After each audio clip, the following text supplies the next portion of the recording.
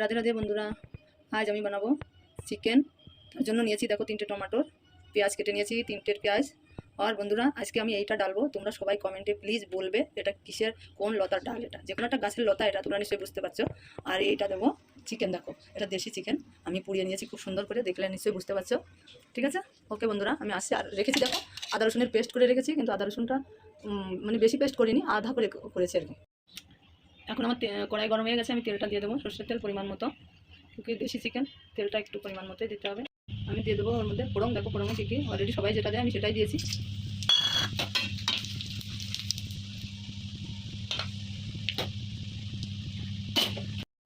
এর মধ্যে দিয়ে দেবো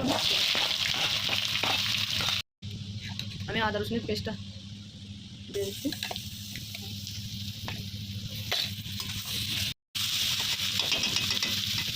দেবো টমাটোটা একসঙ্গে সবগুলো করতে নেবো, একটু লবণ দিয়ে দেবো, লবণটা দিয়ে কষিয়ে নেবো।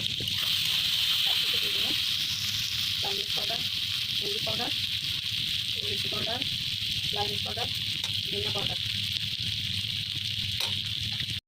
মশলা কষানো হয়ে গেছে, দেখতে পাচ্ছ নিশ্চয়ই তোমরা। আর এবার দেবো যেটা তোমাদের কাছে আমার কোশ্চেন আছে, যেটা কি সবাই কমেন্টে জানাবে প্লিজ, সেইটা এখন দিচ্ছি আমি। দেশ বিদেশ থেকে যত বন্ধুরা দেখছো সবাই আমাকে জানিও এটা কিসের লতা। চিকেনটা দেখো ভালো করে আমি সাফ করে পুড়িয়ে রেখেছিলাম, সেই চিকেনটাই দিচ্ছি।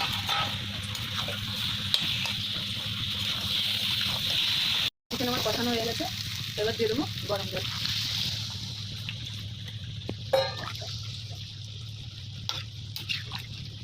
গরম জলটা দিয়ে একটু ফুটিয়ে নিয়ে আসছি তোমাদের কাছে।